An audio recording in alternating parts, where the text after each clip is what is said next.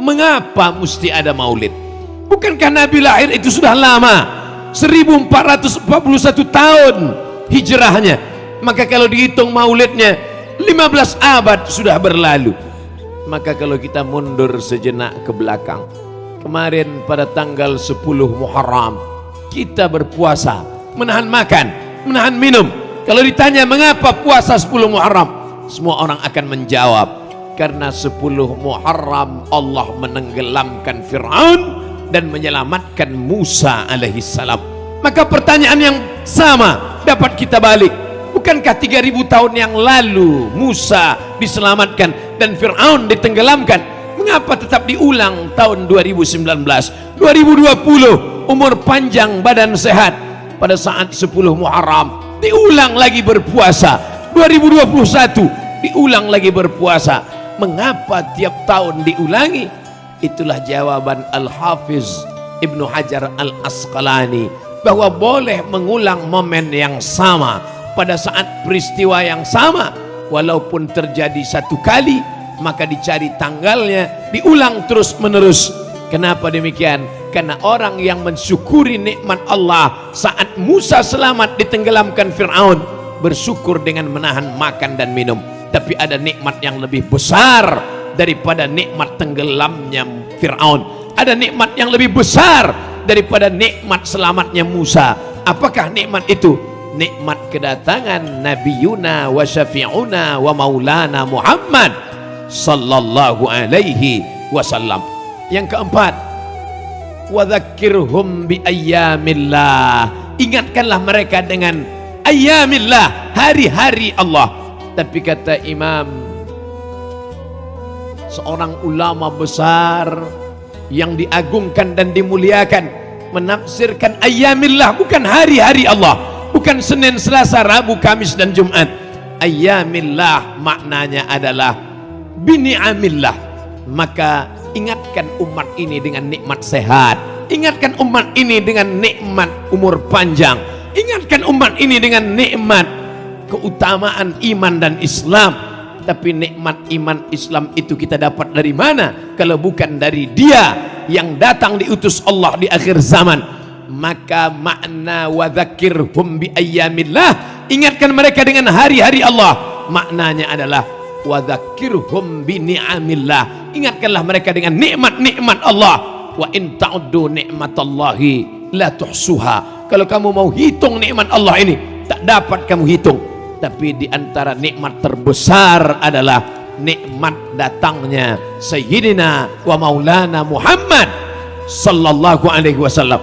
Maka hari ini orang Palembang, Sumatera Selatan dengan syiar Maulid Arba'in sedang diingatkan kepada kita yang tidak menggunakan kalender Muharram, Safar, Rabiul Awal, Rabiul Akhir, yang lupa karena Januari, Februari, Maret dan April, karena itu yang dipakai sehari-hari di kantor. Maka diingatkan kembali, itu malam Arba'in yang kelima, itu malam Maulid Arba'in sudah 12, itu malam Maulid Arba'in sudah 31. Mengapa tidak pernah hadir untuk mengenal Dia yang namanya disebut pagi dan petang? Asyhadu an la ilaha illallah wa asyhadu anna Muhammadan Rasulullah. Maka tak lain tak bukan Maulid Arba'in ini tujuannya mengenalkan Nabi Muhammad sallallahu alaihi wasallam. Apalagi pada malam yang penuh dengan kemeriahan ini. Pertama, saya hadir sebatas bunga api saja. Yang kedua, ketiga pun begitu. Tapi malam ini ada yang berbeda. Wih berterbangan. Masya Allah, tabarakallah. Berbisik Pak Gubernur Ustadz Somad, klip-klip sudah keluar katanya.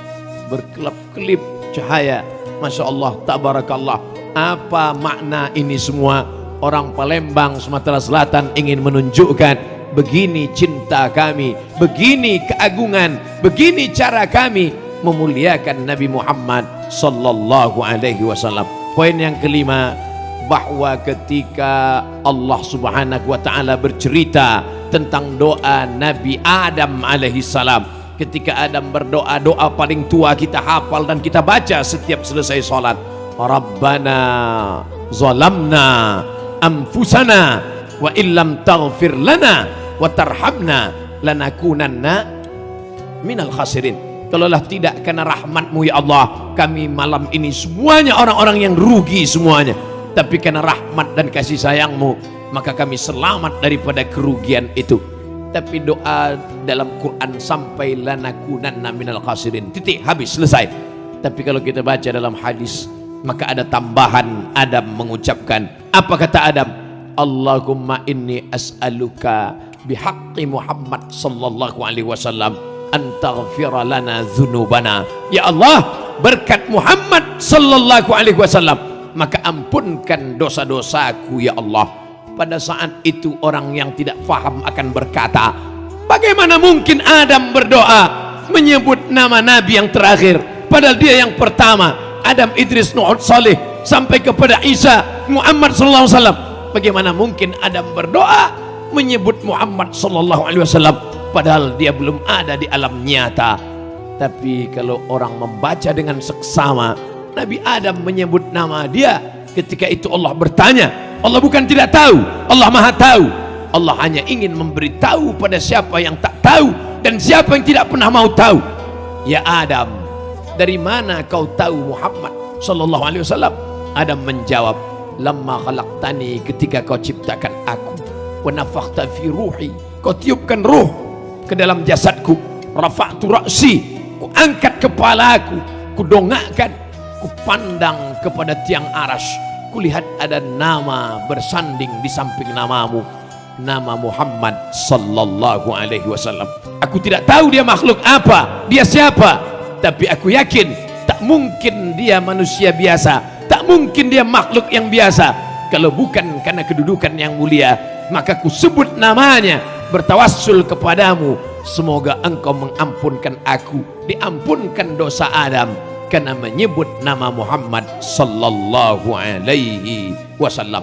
Kalau ragu tentang kesahihan hadis ini, baca kitab Mafahim Yajib an Tusahhah yang ditulis oleh Sayyid Muhammad bin Alawi bin Abbas Al-Hasani Al-Maliki, yang muridnya langsung sanadnya ittisal kepada Habib kita, guru kita yang berada di tengah kita pada malam hari ini, Sidi Al-Habib Umar Abdul Aziz bin Syihab.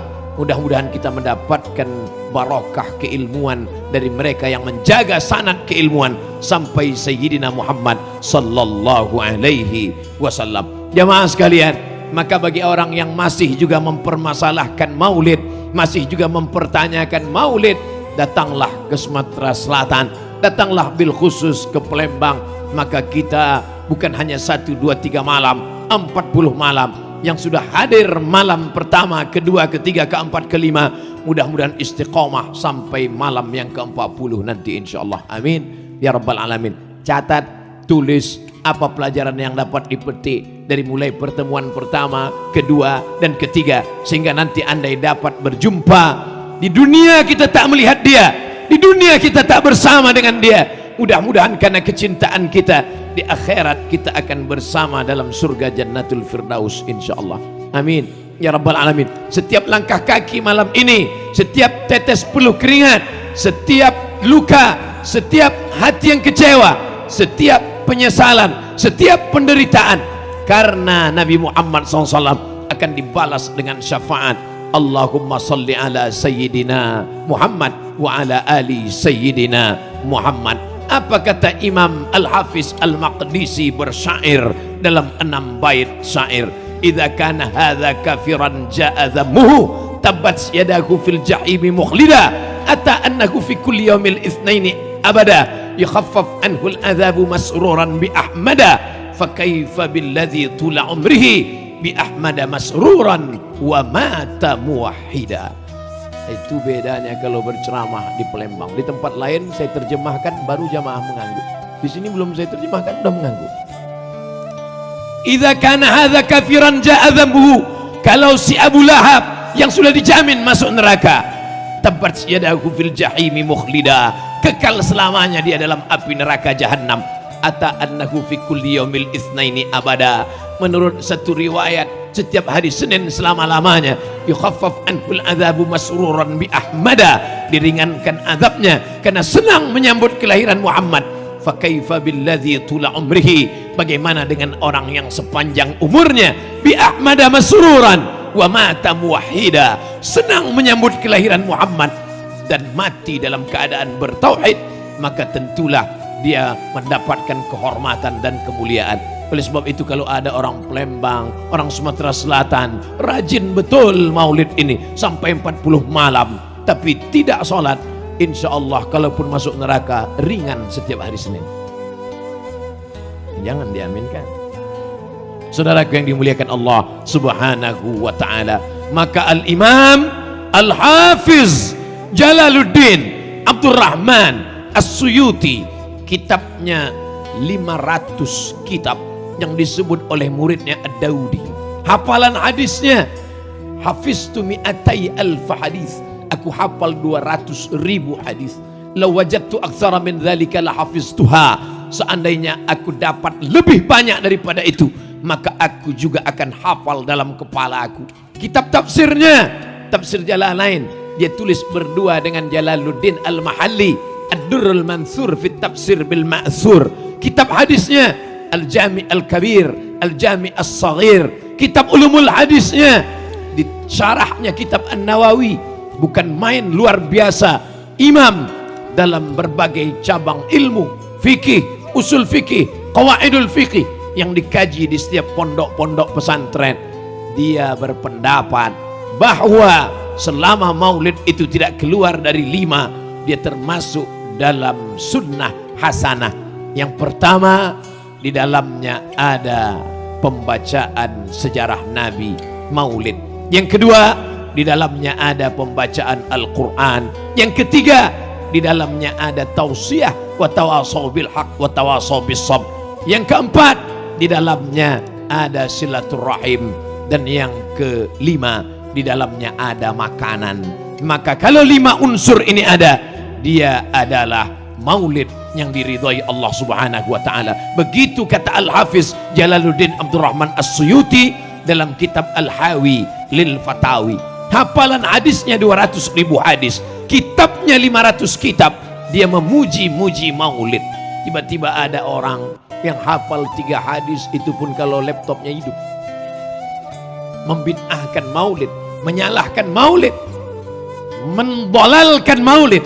Maka saya bukan mengajak kepada pemahaman, saya bukan mengajak pada satu qaul pendapat, saya hanya sedang bercerita.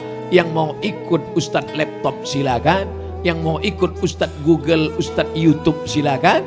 Tapi yang mau ikut Jalaluddin Abdurrahman As-Suyuti, maka saya termasuk yang mengikut pendapat As-Suyuti, pendapat Jalaluddin Al-Mahalli, pendapat Imam Ibnu Hajar Al-Asqalani. Malam hari ini mudah-mudahan kita semua termasuk yang akan selamat bersama Imam Jalaluddin As-Suyuti, Al-Imam Al-Hafiz Ibnu Hajar Al-Asqalani, Al-Hafiz Al-Maqdisi, dan para ulama Ahlus Sunnah wal Jamaah insyaallah. Amin ya Rabbal Alamin.